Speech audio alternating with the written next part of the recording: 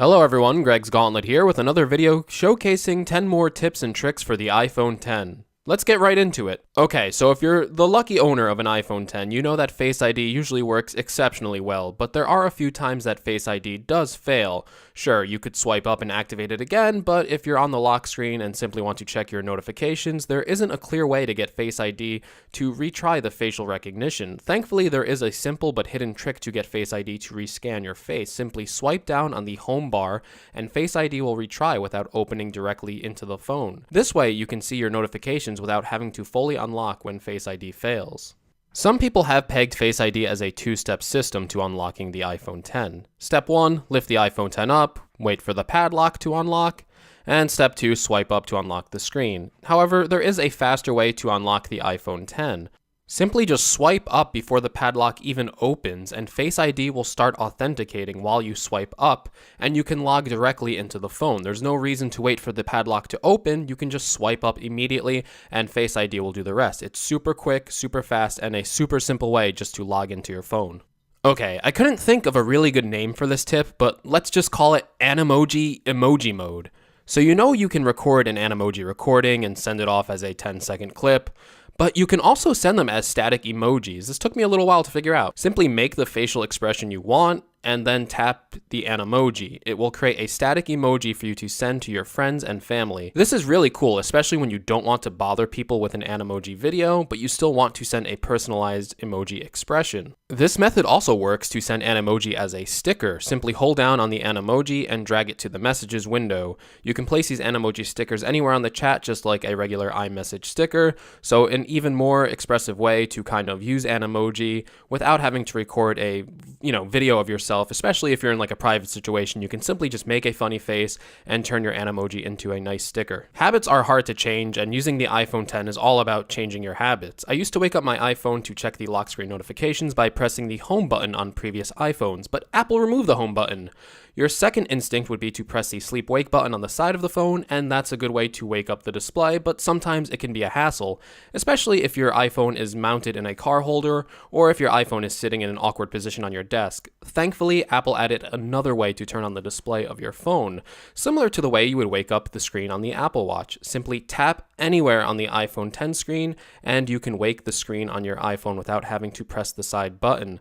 This is a super easy way to wake up the phone without having to resort to pressing the side button, and definitely replaces using the home button as a way to wake up the phone display. Mostly everyone knows how to activate the iPhone X app switcher by now. In Apple's promotional material and tutorials, they show a slow process of swiping up and pausing in the middle of the screen.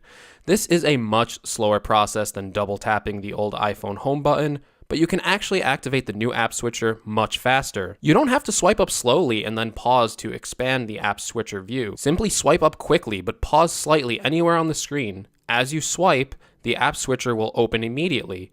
This is a much faster process than dragging the app all the way to the middle of the screen and pausing. It feels faster than the older method of using the app switcher 2 by pressing the button twice. So just remember, as you're swiping up, you just have to pause slightly anywhere as you're doing that, and the app switcher will open very quickly.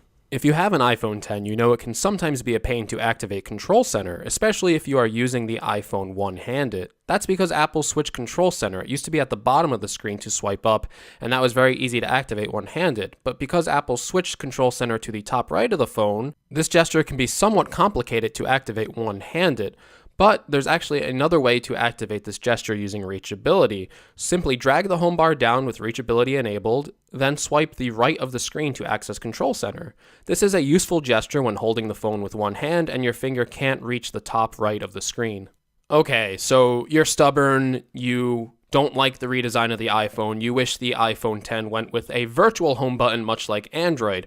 Well, there is actually a very simple way to make your iPhone X have a home button. Simply go to the settings, go to accessibility, and activate the home button. You can get a nice little virtual home button here, which you can slide to anywhere on the screen and use it just like a virtual home button like you would on an Android phone. Actually, there's even more options here for the home button. You can actually open Control Center straight from this. You can open the notifications window. You can open Siri. There's a lot of accessibility, customizable controls here as well, so you can actually customize this home button to basically do any kind of gesture you want to do on the phone. It's actually really cool.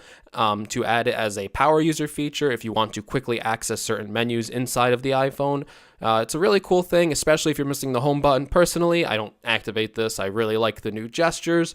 But hey, if you're looking for a home button, there still is an option to activate a home button on the iPhone X. This one is a simple tip you already probably know about, but the iPhone X officially supports fast charging now. So ditch the charger that came with the phone and pick up a fast charger. I recommend using the Anker 29-watt USB-C charger, which costs way less than Apple's official 29-watt charger.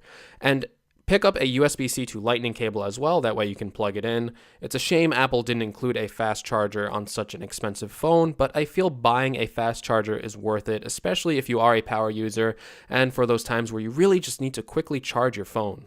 Okay, and this is my last tip. Face ID is pretty awesome, but there are some times where you might want to disable this feature before handing your phone over, say to law enforcement, a border or custom agent, or just a friend who likes to play a lot of pranks on you. Simply hold the iPhone X side button and volume up button at the same time to enable this screen. Once you get to this screen, you can see you have a couple different options here, but all you have to do is press the side button on your phone to make it go to sleep, and the iPhone X will actually disable Face ID and require you to use your passcode to log into your phone. It's a pretty simple step if you're handing over your phone to someone untrustworthy and you are worried about them pointing the phone at your face to unlock it using Face ID, and you can just quickly enable this, put on the passcode, and not have to worry about someone abusing the Face ID system to log into your phone.